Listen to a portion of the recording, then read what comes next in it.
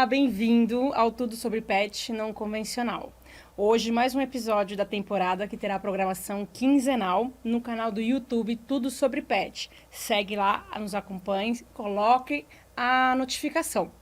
Meu nome é Érica Couto, sou médica veterinária especializada em animais silvestres e exóticos e hoje estou aqui com o médico veterinário José Manuel Mourinho, vulgo Zevete, do Pet Place. Olá. Aqui a gente vai falar um pouquinho hoje de ferrets, né? Para variar. O Zé do ferret também pode ser chamado. Tudo bom, Zé? Tudo bem?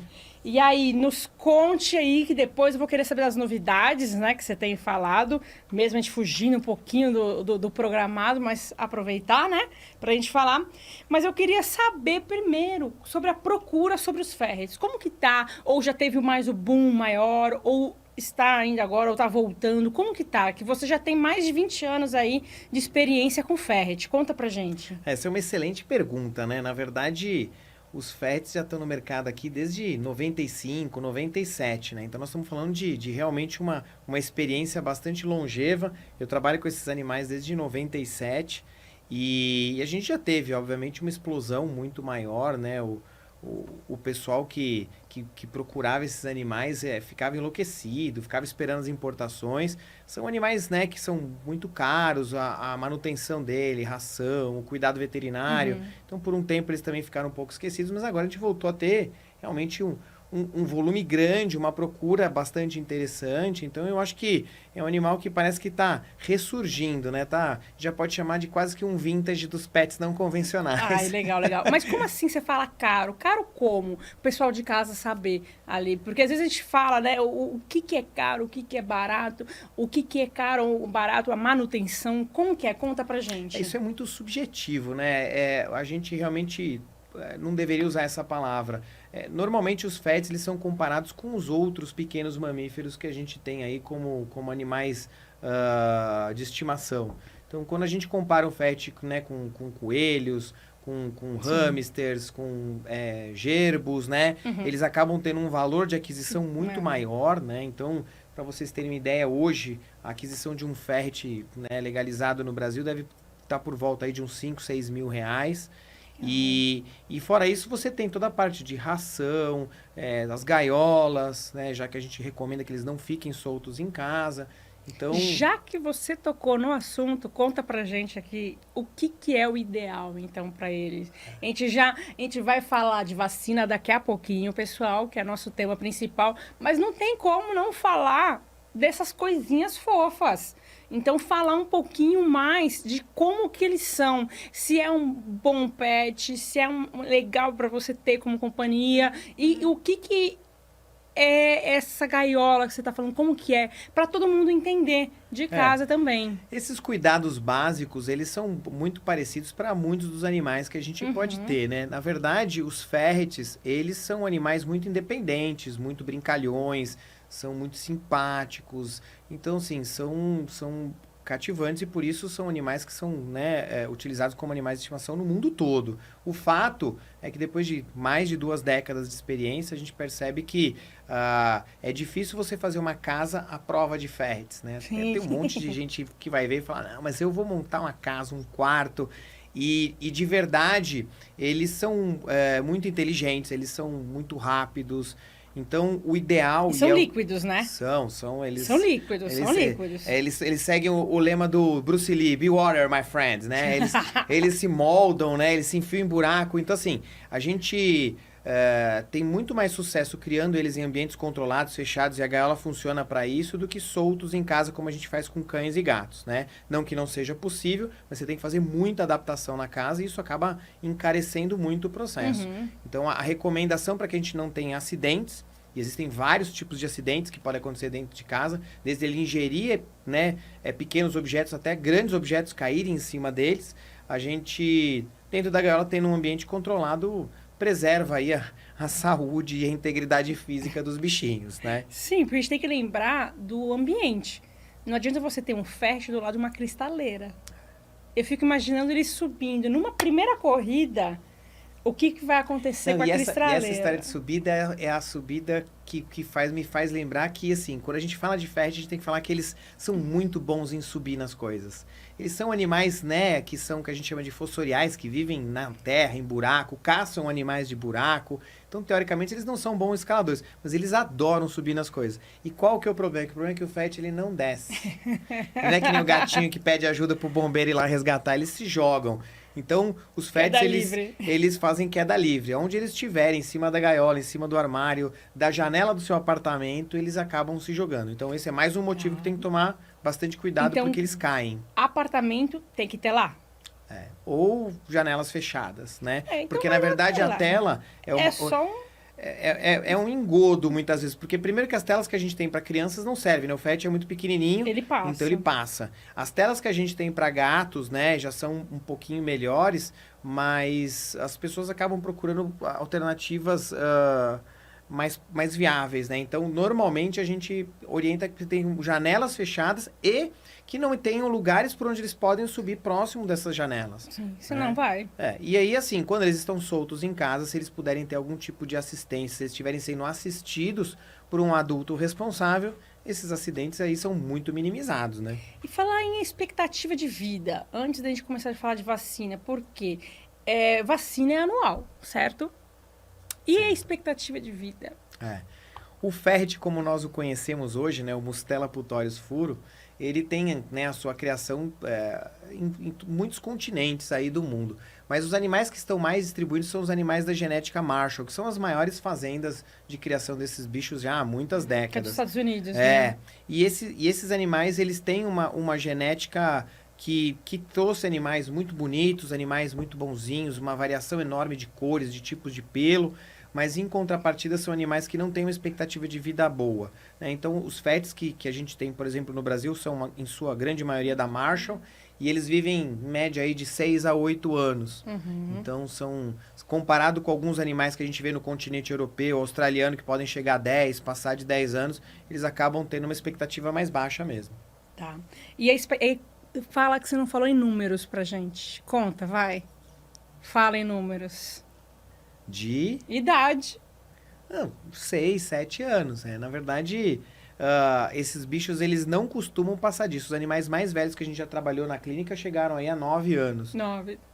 Então, o mais velho, se eu não me engano, foi 9 anos e 2 meses. Então, quando alguém fala pra mim Eu lembro de um paciente que eu mandei pra ti, foi na época, tinha 8 anos. Então. Que era CRMV positivo. O que a gente brinca de CRMV positivo? Era filho de veterinário ali, né? Era animal pet de veterinário ainda por cima. Sempre atrai, né? Sempre atrai. E aí você comentou agora do espaço, expectativa de vida. E vamos então para a vacina. Ferret toma vacina? Tem que tomar, né? Por que tem que tomar? Essa é uma discussão que eu tenho tido com muitos colegas, né, já há alguns anos, porque a gente aqui no Brasil não tem nenhuma vacina disponível própria para a espécie. Específica, né? Para ferrets. A gente usa a vacina para proteger eles contra a sinomose, que é fatal na espécie. A gente usa uma vacina para filhotes de cães. E essa vacina, ela acaba, por conta, né, de adjuvantes ou da própria carga que eles podem, né, atingir de forma antigênica no produto, eles acabam tendo muita reação vacinal, né? Mas é indicada em bula ainda essa vacina, não é? A vacina é indicada em bula, então a gente, né, para os médicos veterinários isso é muito importante, porque já que eles têm muitos problemas com essas vacinações, a gente precisava ter algum tipo de base, né, que os laboratórios que produzem deem algum suporte, e isso é dado. Então, na verdade, a gente usa uma vacina que tem indicação na bula, mas a quantidade de animais que apresentam reações vacinais é relativamente alta. Com a vacina de raiva também, e a vacina de raiva é obrigatória em território nacional. Nós temos raiva no Brasil e é impossível deixar um animal sem essa vacina. É uma zoonose muito grave. O fato é que mata ser humano, mata o bicho. E a gente, como médico veterinário, é responsável por esse cuidado. Saúde pública, não só a saúde dos animais. Então, assim, a raiva eu nem questiono, né? Na verdade, os animais que não tomam têm que ter uma justificativa técnica, né? Laboratorial, médica muito forte. Então, você tem que ter um suporte médico veterinário que diga que esse animal não possa tomar. A de sinomose tem sempre essa briga, né? As pessoas, mas eu vou proteger o meu bicho para ele não pegar sinomose, não é zoonose. Não é assim que funciona, né? O vírus da sinomose é um vírus bem traiçoeiro, insidioso, muitas vezes faz uma clínica complicada em cães e em grandes felinos. Então, assim, e para quem é médico veterinário, pior ainda, né? Porque a gente pode ser vetor, né? A gente pode, na verdade... Isso que eu ia perguntar para ti. Pode... Como que é essa transmissão da sinomose? Aquele ferret que está em casa, no apartamento, ele corre risco? Se a gente parar para pensar ainda que a pessoa anda na rua... Os riscos são baixos, mas a pessoa anda na rua, se ela fizer um xixi num cocô contaminado e entrar para dentro de casa, o ferret anda no chão, né? Esfrega o nariz no chão. Sim. Então a gente tem que tomar cuidado com isso, porque, na verdade, essa via de transporte, né? Na verdade, não são vetores, essa via de transporte, ela pode ser feita... Né? A gente traz isso junto com roupa, junto com sapato... Né? A gente vira um meio de contato ali. Então a gente tem que lembrar. Precisa ser vacinado, eles são, né, muito sensíveis à doença, eles morrem dessa doença. E, na verdade, as reações vacinais elas podem ser controladas. Então, assim, eu vacino esses animais há mais de 20 anos e nenhum nunca morreu, né? O pessoal em casa entendendo que você falou adjuvante.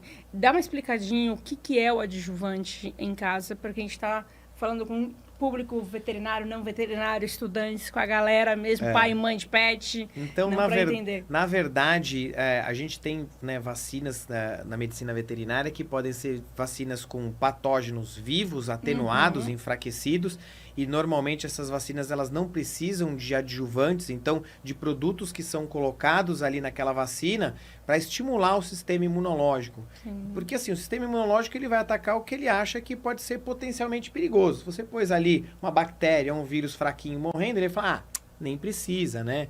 Agora, se você botou um negócio vivo, a chance daquilo, né, causar um problema maior, então a resposta imunológica é mais robusta. Agora, nas vacinas de vírus mortos, bactérias mortas, você precisa colocar sujeira, você precisa colocar produtos lá dentro que estimulem o sistema imunológico. Isso pode ser antibiótico, anti-inflamatório, alumínio, né? Tem um monte de coisa que é colocada lá que chama o sistema imunológico para atacar esses patógenos aí mortos, né? Ou que não tenham mais potencial inativados, não tenham mais potencial de agredir o organismo e gerar uma resposta imunológica robusta. Então, assim, na vacina que a gente usa nos fetos para sinomose, é uma vacina combinada, né, de cães para sinomose e para parvovírus, que não serve para nada no FET, né? O parvovírus canino não é o parvovírus que acomete os fetos. E então ela tá lá porque não tem como a gente separar, mas o fato é que essa vacina acaba trazendo uma resposta, né, imunológica muito potente. Esses animais fazem reações anafiláticas graves, né? Então, a gente já viu... Anafiláticas, lembrar o que? Alergia mesmo. Você vai ter uma reação alérgica muito forte ao produto. Como que é? Que isso eu nunca esqueço você falando em aula. Como que é essa reação?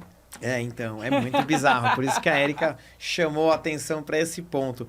Os FETs, eles normalmente não têm reações leves que a gente costuma ver na medicina veterinária em cães, gatos, né, e outros animais, de dor local, inflamação, temperatura, né, hipertermia. Normalmente os FETs têm reações anafiláticas muito fortes, muito graves e muito rápidas. Então, em 5, 10 minutos, esses animais começam a passar mal mesmo, de ter cólica, diarreias, eles começam a ficar nauseados, eles têm vômitos, e aí isso vai evoluindo de uma forma muito ruim os dois mesmo. Juntos. Exato. E eles vão tendo vômitos, diarreias com sangue, com muco, e alguns animais ficam em estado semicomatoso mesmo, em choque, com a pressão baixa, dificuldade respiratória.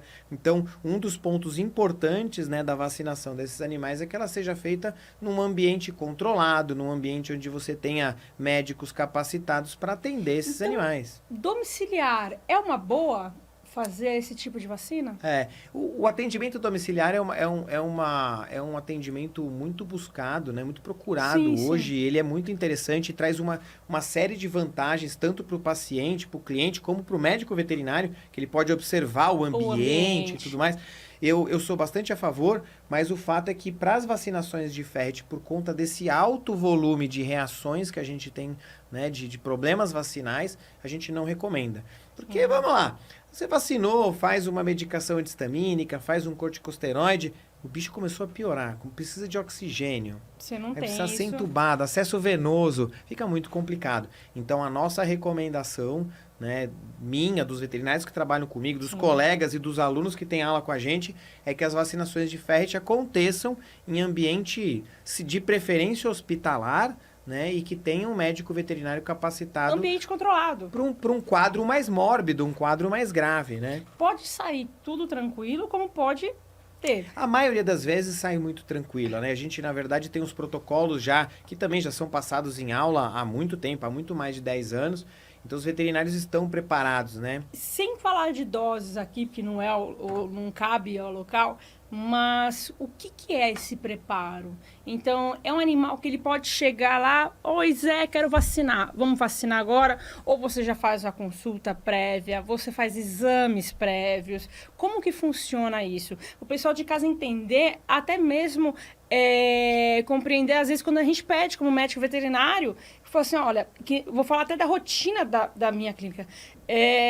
Primeiro, consulta, exames, e aí depois a gente vai pensar na vacina. Porque esse animal está apto a receber a vacina? Ele está rígido? Exatamente. Né? Então é isso que eu queria que você falasse para alguém ouvir do Zé Vete, né? O Zé Ferret, como queiram chamar o Zé. Na verdade, isso já é uma coisa que a gente tenta passar para nossos alunos há muito tempo, né? Eu fui aluna há muito tempo também do Zé. A gente, não me chama de velho, Érica. A gente, na verdade, tem que entender que, assim, a ida do animal no veterinário é sempre a oportunidade que a gente tem para examiná-lo, para pedir para fazer exames de check-up e tudo mais. Mas isso é feito realmente de uma forma muito invertida, né? O ideal seria que esses animais fossem vacinados com a gente tendo certeza que eles estão saudáveis, Sim. até para eles terem uma resposta robusta àquela vacinação Sim. e estarem bem protegidos. Então, o certo é que esses animais, né, como todos os animais, passem por consultas periódicas, sejam avaliados, estejam com os exames de check-up todos em dia, para daí fazer a vacinação com maior tranquilidade. O que você considera um exame de check-up para um ferret? Então, depende muito da idade, né? Em animais mais jovens, a gente costuma pedir um hemograma, uma glicemia, mas como o ferret envelhece muito rápido, né? Até mesmo para fazer ele de referência dele mesmo. Eu gosto muito do ultrassom para pegar de referência, por causa da adrenal, de tudo isso, para... Exato. Então, tinha alguns que eu gosto de fazer se a gente consegue fazer exames já desde os animais mais novos, 2, 3 anos de idade, quando eles começam a ter alterações laboratoriais, a gente já consegue pegar isso de forma muito mais precoce. Então, esses animais realmente, eles acabam tendo muitos benefícios com esse tipo de cuidado. O fato é que, quando eles vão ficando mais velhos, é altamente necessário que se faça um ultrassom abdominal, exames de rim, de fígado, né? Então, esse cuidado precisa ser feito, se possível, antes da vacinação, né? E aí, com tudo em ordem, a gente tem que conversar com esses donos, né? Com esses responsáveis por esses animais, de como que é o processo de vacinação, já que tem muito problema, sim, né? Sim. Então, nunca deixe de vacinar um animal por medo, né? O veterinário também não pode deixar de indicar a vacinação se existe algum risco, e é difícil evitar esses riscos. Então, a menos que ele tenha outros riscos que sejam superiores aos que já existem, para poder cancelar o processo de imunização. Mas o fato é que a gente pede para que esses responsáveis venham com os animais com tranquilidade para a clínica, não pode estar com pressa, não pode buscar o filho na creche. Não vai poder, mas eu tenho que fazer compra, não sei quem está me esperando, não pode ser assim, né? A gente pede para ir com tranquilidade, esses animais chegam na clínica, a gente dá uma avaliada, aí aplica um corticoide, né, em doses que vão ajudar para que, se houver uma resposta, né, anafilática, ela seja mais controlada. Enquanto esse corticoide funciona, a gente examina esse paciente, conversa com o responsável, vê se está tudo bem, oferece um cafezinho, né? Boa. E aí, depois disso, vacina. E mesmo assim, esses animais precisam ficar ainda sob nossa tutela, em observação, assistidos, por mais uns 20 minutos, meia hora. Essas reações anafiláticas, elas têm uma relação diretamente proporcional entre tempo de acontecimento e gravidade do processo. Então, assim, os processos anafiláticos mais graves, essas reações mais fortes, elas acontecem em minutos. 5 minutos, 10 minutos. Em contrapartida, as reações mais brandas, de dor local, desconforto abdominal, um vômito, fezes mais amolecidas, elas acontecem horas depois. A minha primeira reação, eu nunca esqueço, que eu lembrei da sua aula naquele dia, mas foi didática. Diarreia e vômito. E também não lembro de uma segunda que eu tive, que foi muito a par. Se eu não tivesse feito a consulta antes, exames, não conhecesse o paciente, eu tinha perdido. Porque ela mudou o comportamento, só. E teve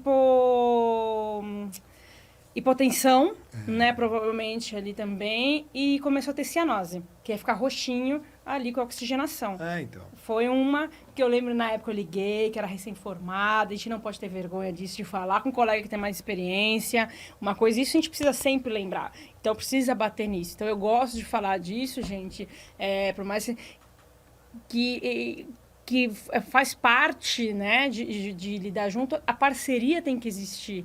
Né? Então, é você ter o seu meio ali e trocar figurinha, porque às vezes o que um passou, o outro nunca passou, assim, e vice vai trocando. Meus professores vão ser sempre meus professores, sempre vou pedir ajuda. Exatamente. E eu falo para os meus alunos, gente, vocês foram meus alunos, vocês podem pedir ajuda sempre que vocês quiserem, né? Hoje a gente dá aula junto, mas ainda continuo perguntando por quê. Quem quer saber tudo, uma hora não sabe nada. Não existe um caso igual ao outro, Exato. Né? Então, assim, não existe receita de bolo, não né? Não existe. O fato é que, assim, esses bichos têm que ficar um tempo lá, ficando 20 minutos, meia hora é suficiente para quando eu liberar esse animal para casa, eu ter garantias de que ele não vai ter um quadro desses tão grave, tão desesperador. Porque, gente, pelo amor de Deus, parece o filme do Poltergeist mesmo. Imagina o bicho mal, e ele se joga no chão e vomita de jato, porque o ferret, ele tem o cardia, né, a entrada, o controle dessa entrada desse estômago muito forte. Então, assim, quando eles vomitam, eles fazem muita força, eles gritam. Então, é muito feio. É feio. Fica todo mundo olhando, achando que vai morrer, né? Então, assim, eu tenho veterinários tenho veterinários que trabalham comigo que ainda quando acontece, já viram vários, agora esse vai morrer, né? Não, e não morrem. Na verdade, eles estão assistidos, eles vão receber o cuidado que precisa. E esses casos, com a gente fazendo esse cuidado prévio são muito raros, né? Acontece aí a cada 200, 300 animais, então é bem tranquilo. Existem alguns veterinários que estão tentando dessensibilizar o sistema imunológico com antihistamínicos antes, mas esse tem que começar 2, 3 dias antes o antihistamínico. Não adianta dar só no dia da consulta, no dia da vacina. Então, como já é difícil acertar até o dia da vacina para os nossos pacientes, eu tenho essa dificuldade, eu prefiro fazer o corticosteroide. A gente nunca teve um animal que não respondeu bem à vacina no sentido de estar protegido, mesmo usando corticosteroides. Então, é o que a gente recomenda e é o que é dado em aula já há bastante tempo também. Aí vem a pergunta, se eu não fornecer a vacina, o que pode acontecer com o meu ferret? Você disse se o animal não tiver vacinado? Então, na verdade, isso é o ponto que a gente discute muito com os colegas, porque assim... Ele pode morrer? Pode. O responsável pelo animal, né, o tutor, o dono, né, a pessoa que está com aquele animal, ela tem uma responsabilidade pelas decisões, mas o médico veterinário que cuida daquele animal também tem uma responsabilidade. Então, eu, pelo menos, me sinto responsável pelos meus pacientes. Sim. Então, veja, Érica, você imagine que você tem um animal que você recomenda que não se vacine e ele pega uma sinomose. Ele contrai a doença. Sei lá, porque a filha da pessoa brincou com um cachorrinho de rua e depois foi para casa e brincou com o ferret. Ou porque realmente desceu do carro, pisou num xixi de cachorro e depois entrou em casa. E hoje, quem é responsável? A gente pisa é um campo minado algumas Então, hoje ruas. a gente, no mundo que a gente vive, né, com todas essas preocupações e toda essa necessidade de garantias, hoje, inclusive, quando eu tenho animais que não são vacinados, a gente faz termos, né? Olha, se o animal tem tal doença, então ele não vai ser vacinado, você concorda, todo mundo assina um termo, né? E muitas vezes tem alguns colegas que estão pedindo termos no sentido, inclusive, para vacinar. Porque se esse bicho passa muito mal, depois ele pode ser processado, porque o cliente disse que não entendeu direito, ou não sabia que ia passar tão mal, ou teve gastos médicos com esse animal porque ele passou mal da vacina. Mas é um indivíduo, pode ter reação, né? Então, isso tem que estar ciente também. Estamos aí num pós-pandemia que a gente viu toda a bagunça que é o esquema vacinal, as pessoas que não respondem bem às vacinas, as pessoas que respondem demais. É normal, a gente tá tratando com vidas e aí... E vírus. Vírus e vida. E vírus que é bem complicado. Né? E então, se eu vacinar, ele pode morrer. E se eu não vacinar, ele pode morrer. né? Então, isso a gente precisa ter sempre bem alerta, né? Então, qual que é o risco maior, né? Então, a vacina, como você falou, tem um controle, dá para se controlar. Pode ter uma reação? Pode. Né? Eu sempre me coloco como exemplo, porque eu tenho reações exageradas em alergias também. Então, pode acontecer.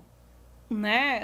Às vezes, tomando um simples medicamento ali, eu posso ter uma reação. Tem gente alérgica de pirona. Tem, antialérgico. Exato, como é o caso. É o meu caso, que então, alguns antialérgicos. Então, a gente tem que lembrar que, assim, disso. Nós, como promotores de saúde, estudiosos, cientistas, a gente tem que trabalhar com estatística, com trabalho. E, na verdade, na hora que a gente faz esse tipo de balanço, não há dúvidas que a vacinação é importante. Porque, assim, se eu vacino esses animais há mais de 2 décadas, nenhum animal nunca morreu na minha frente vacinado. Isso nunca aconteceu. Em contrapartida, eu já vi vários animais que morreram de sinomose, sim, fica fácil a decisão. E eu vou falar até por mim também. Eu nunca tive problema de óbito, né, de morte em vacinação. Então. Reação vacinal? Sim. Mesmo fazendo, às vezes, medicação prévia, a gente teve que reagir, mas deu. Por isso eu falo, é chá de cadeira. Vai tomar café contigo ali meia hora, é a hora que eu vou deixar alguém com experiência tomando conta daquele ferret. Ah, eu vou deixar só com o cliente? Não. Ou às vezes fica eu, às vezes fica o auxiliar, o meu esposo, eu já deixo que é auxiliar. Vai ficar com alguém que conheça já a espécie, para identificar qualquer coisa, que nem eu comentei. Teve um paciente que, se eu não conhecesse, nunca esqueço o nome. Teria passado desapercebido. Teria passado desapercebido. Por quê? Ela era ciumenta. Então, eu tinha vacinado ela primeiro, porque ela brincava só de cadeiro, se agarra na gaiola e começa a chacoalhar. Quando pegava o outro. Isso era o padrão dela. Eu vacinei e fui pegar o machinho. E ela não fez nada. Eu falei, opa, para tudo. A gente parou tudo e foi atenção. Porque ela não teve nenhuma reação gastrointestinal, que seria o que eu já tinha conhecido, que foi a minha segunda. Ela teve cianose e mudança de comportamento. Ponto. Entramos com medicação, oxigenoterapia. Ficou 1 hora em observação, passou, foi para casa, voltou normal. Eles respondem rápido, né? Na verdade, mas rápido. E aí, vai ficar internado? Não. Não precisa, eu nunca precisei Esses animais, eles estão medicados, eles dali 2, 3 horas, como máximo, eles já estão melhores, já podem ir para casa. Mas é um chá de cadeira. Eu só vou devolver, né? Só vou liberar para casa. Érica, mas eu tenho hora. Busca a criança e depois volta. A gente sequestra o paciente por umas horas. Na verdade, o que acontece? Esses bichos, eles vão precisar de uma supervisão um pouco mais atenciosa. São raros os casos onde realmente você tem que fazer fluidoterapia, intubação, oxigênio. Isso não acontece. Mas a gente tem que estar preparado para que isso, se acontecer, poder atuar e não ter um processo mais mórbido, né? A morte do paciente. Exato. Então, só para a gente já finalizar, né, aqui. Ferret precisa ir ao médico veterinário? Muito. Tem que ir. Na verdade, eu acho que não tem nenhum animal de estimação que não tenha que frequentar a veterinária. Tem que ir fazer check-up, fazer exames. O meu bicho não vacina. Não tem problema. Ele mesmo assim precisa ser examinado para ver se está tudo bem, né? O fato é que o FET precisa, porque é um animal que envelhece muito rápido, é um animal que tem muitos problemas de saúde relacionados com esse envelhecimento rápido, e os exames de check-up, as visitas ao veterinário, fazem com que a gente consiga ou prevenir alguns problemas, que seria o ideal, ou pelo menos pegar logo no começo, né? Vamos fazer esse spoiler então, Zé? Pode fazer? Pode. Pode mesmo? E aí, será? Será que o pessoal de casa, a gente faz esse spoiler? Que chegou uma medicação agora de fora aí. E muito aí? Esperada. Pra quê? Que o pessoal tá perguntando. Eu já recebi, juro pra você. Aquele paciente que a gente tem em comum, ela perguntou, o que o Zé tanto tá falando, tão feliz que ele tá agora? Por isso que eu falei, não, tinha que aproveitar para falar aqui, saindo do foco de vacinação, mas é o benefício para o ferret. Conta pra gente. Por já trabalhar há muito tempo com esses animais, eles têm algumas doenças típicas, né? E as doenças de adrenal são doenças aí bastante conhecidas por todos e muito comuns na espécie. Sim. E existe vários tipos de tratamento, mas o tratamento melhor, o tratamento mais eficaz são com análogos, né? São com análogos de GNRH.